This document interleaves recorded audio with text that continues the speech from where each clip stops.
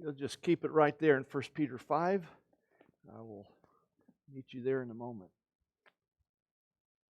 In 1941, Winston Churchill, then the Prime Minister of Great Britain, engaged in the Second World War, went back to the school that he had attended as a youth, the Harrow School, and he made a speech there that through the years, the total number of words and exactly what those words were have varied. It is certainly a time before live television recording and YouTube, so we don't have the original recording. But Churchill was a busy man, a tired man, as he was leading England against the Hitler-led horrible Nazi army and that war machine. But he took the time to go back to the school. And there he spoke to these young men. And most remembered from his speech were among the final words when he said to them, "Never give in. Never, never, never, never give in. No matter how large or small the task, no matter how difficult or easy it may seem, never give in." I think those words are fitting for us as we think about the Apostle Peter. And you might say, wait a minute, that Peter, what a loser. That Peter made one mistake after another. He quit so many times. But what we also remember about Peter was he got back up and began following Jesus again. If I were to ask you what you remember about Peter, most likely, maybe not in this group, but in many groups, I would imagine the responses would be, he's the one who denied the Lord 3 times. He's the one who took his eyes off Jesus and sank in the sea. He's the one who said, "I'll never deny you, Lord." And he's the one who tried to prevent Jesus from death. Just a fisherman. In fact, there are a few times we read about him as a fisherman when he failed. And after he quit fishing, Jesus spoke to him, and there were large numbers of fish being caught soon after that. If you were here yesterday, you might recall the words Arthur said as he spoke of Elijah being a man of obedience because he obeyed the truth of God in a time when error was all over the place. And he made this statement, oftentimes error speaks louder than truth. I thought that was a profound statement because I planned on saying something very similar today. Error or failure oftentimes speaks louder than and is longer remembered than success. In athletics or business, somebody make a bad move near the end that caused defeat, and you forget about all the good that was done earlier in the game. And if we're not careful, we'll not recognize the writings of the Apostle Peter. Especially those words that were read by Darrell this morning, directed at elders in churches in a very large area among Christians that were about to undergo some very difficult times. So Peter's words to us are really a reflection of Peter's life. I think we can find in Peter the fisherman who became an apostle, a follower of Jesus, the one who is most named in the book of Acts in the first 12 chapters, whose name is mentioned as a follower of Jesus in the gospel accounts more than all the other apostles combined. Yes, he made some memorable errors, but some of the things he did and the character of this man that speak to us about never giving in. Don't quit. Maybe Peter's message is, as a leader, and that's been a focus on several lessons here in our chapels. As a leader, don't quit. You have an assignment before you. And no matter how large or small, how difficult or easy the task, never give in. I believe Peter inspires leaders to not quit, partly because of the example of his own life. You just look at Peter. You might say failure after failure after failure, but the fact that he failed so many times was because he kept getting up and serving God. He was the one who was quick to speak on behalf of God.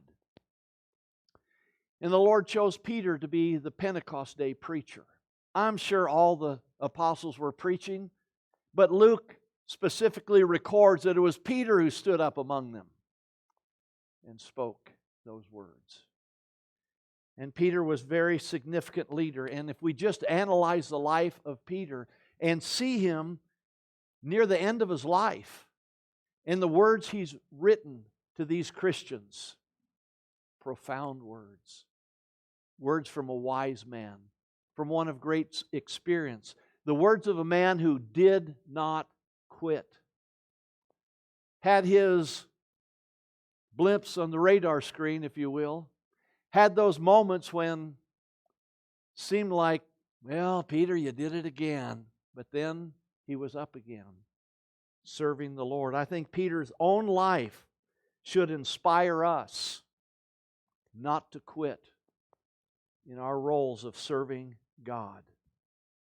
Peter also inspires leaders not to quit when we recognize just one simple word leading into this teaching in 1 Peter chapter 5. And not all Bible translations include this word. Darrell read, I believe, from the New American Standard Version. It, like the English Standard Version and a few other translations, begin chapter 5 with the word therefore. Or perhaps so.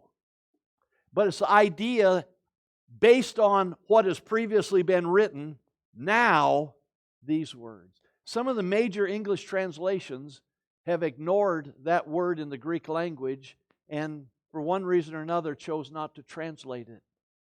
Several translations begin chapter 5 with the word now. Now to the elders, as if Peter is changing subject matter. I would argue that the subject matter continues in chapter 5. And what is the subject matter? From chapter 3, verse 13, 14, all the way to chapter 5, verse 11.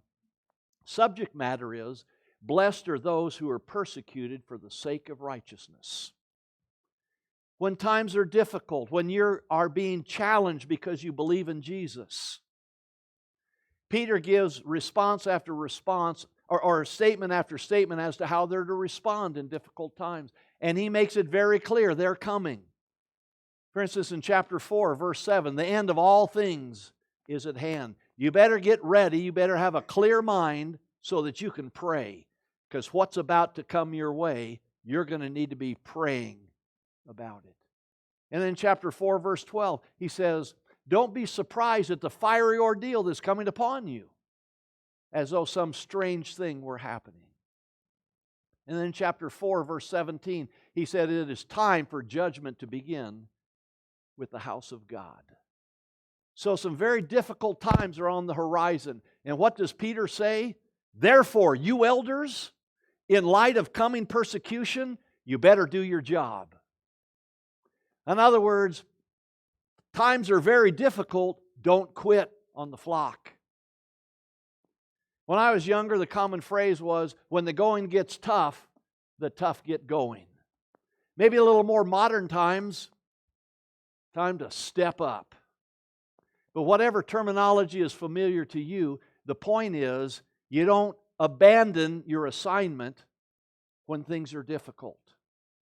So Peter blends this subject matter of how Christians are to deal with persecution, and he says, now elders, here's your work. Don't forget your people now. Don't abandon them at the time when they need you the most. How significant that little word therefore is in our understanding why it's there, in the bridging of the gap, so to speak. Just that little word, therefore, I believe Peter is inspiring us. Don't quit. Never give in on the task of leadership. So the words that he writes to the elders, and he calls himself a fellow elder. And we can look at this and we can step back and say, I'm not an elder, doesn't apply to me. I hope God will bless you with elders to work with so that you can encourage them and learn from them. Because if you find yourself in a place where there are no elders, guess what? You just became one. Oh, maybe you don't have the official title, but you're going to be involved in some leadership activity that maybe you weren't ready for. Challenges with immature brethren. The challenges of brothers and sisters in Christ who are struggling to serve their God because they faced difficult times in their lives. Financial struggles, health issues, dealing with death, and how to be of help to those. Peter's saying, don't quit. And oftentimes, the work of an evangelist, preacher, missionary, whatever you want to call yourself involved in the work of God, it involves working alongside with elders. Whether they're there physically or not, we oftentimes take on that same kind of work. Peter, in this first verse of chapter 5, says, I exhort the elders among you as one of your fellow elders, a witness of the sufferings of Christ. He saw Jesus. And I don't know what was going on with Peter for the first few days and weeks after that. He saw him resurrected a few times. But here's Peter, who eventually goes out fishing and takes some of the apostles with him. And we're not talking recreational fishing. Speedy Hart loves to go up to the mountains of Colorado and try to catch the best trout in the world out of some of those mountain streams. And others enjoy sitting in a boat out on a calm lake and just chilling and relaxing. And if a fish bites the hook, all the better. For Peter, fishing was an occupation, and it was a difficult occupation. And in John 21, when he said, I go a-fishing, others went with him. And then, having caught nothing that night, I wonder if Peter had any recollection of the Luke 5 event. Having caught nothing, they notice that Jesus is on the seashore. And then bringing in a haul of fish that day. And Jesus speaks to Peter, who becomes this fellow elder at some point. And Jesus says, you remember the questions? Peter, do you love me more than these? Peter said, yes. And Jesus said, tend my sheep, or shepherd my sheep, or care for my lambs. And I don't think it's just incidental, or shall I say, it's not just circumstantial that Jesus asked Peter the question 3 times. Only a few weeks earlier, Peter had denied the Lord 3 times. And Jesus says to him 3 times, you're my man, Peter. I want you to take care of sheep. That must have meant something to Peter, the 3 times lesson. And now here's Peter talking to these elders, and he says, shepherd the flock of God. He said, I'm a witness of His suffering. I'm also going to share in the glory that's coming one day. But he said, I want you to shepherd or care for or tend the flock, just like the Lord told me. And just like I hope we see ourselves. Caring, tending, feeding, protecting, serving, reaching out to the flock. Sometimes shepherds are also called pastors. The pastors, terminology that's used oftentimes for preachers in a congregation. I've often been asked, Ron, are you a pastor? I say, no, but a lot of people think I'm a pester. And I've done a lot of pestering of the flock in my time. Try to do the same with my colleagues and students here at Sunset. But titles might not be so important as the task. And sometimes, while you and I might not have the title of a shepherd, we can still be involved and should be involved in shepherding, because that's ministry. That's caring for people. So Peter's challenge to them is, don't quit. In the writing here in 1 Peter, he does this, or he inspires them not to quit through this instruction. And he tells them, you shepherd the flock among you, and how do you do that? By exercising the oversight, but not under compulsion. He deals with motivation. What motivates you? Oh, I have to do it. Oh, work is done so much more effectively when we're eager to do things, when we're willing to do things. It's a lot easier to quit when we feel under compulsion. But Peter doesn't want the elders to quit. I don't want you to quit. I want you to be involved in leading God's people. And I think these statements can apply to us. Motivation, not under compulsion, not a have to do it, frustrated, oh, the burden of doing ministry, but rather willingly. As we know how Peter certainly was willing to serve the Lord, even though he was certainly laughed at and mocked on many occasions, and even persecuted because of his belief in Jesus, spending one night in prison believing he's going to be put to death the next morning. Acts chapter 12 tells us of that story. He goes on to say, do your work not for sordid gain or filthy lucre. In other words, don't be in it for the money. Maybe some elders were being paid for their work, as is certainly legitimate. Jesus said the laborer is worthy of his hire, and references to the Old Testament, Paul wrote about that. It's not absolute requirement, but it's legit, even as is the pay for ministers, so with elders. But he's saying, now you be careful. Don't serve with the thought of hungry for the money.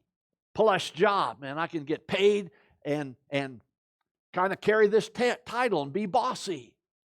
No, he said, don't do it for the money. Don't do your work because you see opportunities for money. And oftentimes we're around money, aren't we?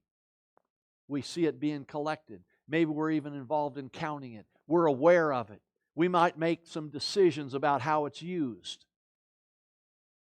Don't become like some people who vote themselves a raise quite regularly in that city on the East Coast called Washington. Be careful and don't be in it just to gain money in an unscrupulous way. But rather, he says, you do your work eagerly. Again, it deals with motivation. It also deals with sincerity. Why are you here? Do you have sincere motives? Are your thoughts pure about that which is around you? Also, the tendency for many leaders, especially at that time, I want to be boss so I can be bossy. Love telling people what to do. Remember, James and John, they wanted to be right hand, left hand in the Lord's kingdom. And Jesus said, you don't know what you're talking about. You don't understand. The Gentiles, they love to lord it over people. They love to make things difficult for others. And they had even seen that among the Jewish leaders of their time. Jesus said, it'll not be that way among you. Won't be that way. And we must constantly strive to be exemplary in our service. Not lording it over, but Peter says, being an example to the flock. What's your life like in your lifestyle? Is there something in your behavior that you wouldn't want others to follow? If that's the case, you understand, time for me to make a change. Set a good example before people. And leaders oftentimes, or people might shy away from leadership because of the criticism that comes, but also because of the higher standard that many leaders are put on. But they ought to be ready and willing to take that position. Why? Because they understand the sufferings of Christ. It's not just that Jesus suffered, but there was purpose for that.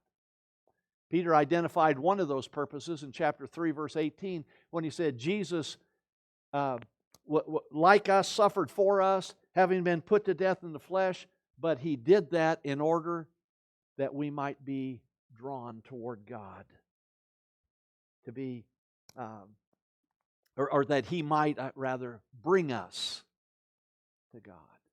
Sufferings of Christ were necessary to bring us to God. And for many people, suffering is what brings them closer to God. Peter inspires leaders in many ways, and the inspiration is don't quit. His own lifestyle, for an example, the use of the word therefore, given the context of this situation. Also, thirdly, he inspires us through this instruction here. But I wanted additional verses read here beyond this teaching or instruction to the elders. Because in verse 5, Peter says, you younger men, not the elders, but you younger men, you be subject to your elders. And then he says, all of you, good Southerner would say, and all y'all, you humble yourself, or rather you clothe yourselves with humility. Because God is opposed to the proud, but He gives grace to the humble. He's telling the elders, you put on the clothing of humility. You may be a leader in a church. You're serving others. You're trying to help them grow. You have important assignments. Don't you forget to clothe yourself with humility. How we need godly men to lead the people of God. Those men having humility. Understanding their position before God. He then says, so you humble yourself. And I think he's talking to the elders as well as all the brethren. He's saying, you humble yourselves under the mighty hand of God, that at the right time He'll exalt you. There's a reward in serving. There's a reward in sacrifice. And God knows when that right time is. So don't quit before the right time. We don't always know when that right time is, do we? And then verse 7, part of how we humble ourselves before God is by casting our anxieties upon Him. We've got anxious moments in ministry, in Christian living, in life in general. Humble yourself under the mighty hand of God by throwing your anxieties in His direction. God, help me. And do you see what He says as to why we ought to cast our anxieties upon Him? Because He cares for you. The chapter begins after the word therefore by saying shepherd the flock. In other words, care for people. Know that God cares for you. Let Him be the one who cares for you, knowing that you're not alone. I've got 1 minute left, I think, and I might take a minute and a half. But I want to try to mention one other thing about how Peter inspires us to lead in a way that says, I will not quit. And that's in his second letter. In chapter 1, verse 12, beginning, Peter writes, I'll always be ready to remind you of these things, even though you already know them. Verse 13, I consider right, as long as I am in this earthly dwelling, to stir up your minds by way of remembrance. I know that the laying aside of my earthly dwelling is imminent. So Peter writes, knowing that death is very near for him. And what's he saying? I got to remind you. I got to give you another recollection of what I've told you. Why? Because Peter's one who does not quit. And Peter inspires us not to quit. We'll find life in serving God difficult. I challenge you, don't quit. Never give in. Continue to serve God. If you're in a role of leader and you fail, look at Peter and remember, God keeps giving us another chance. Don't quit. Learn from Peter. Learn from our Lord. Don't quit serving God, leading God's people. God bless you.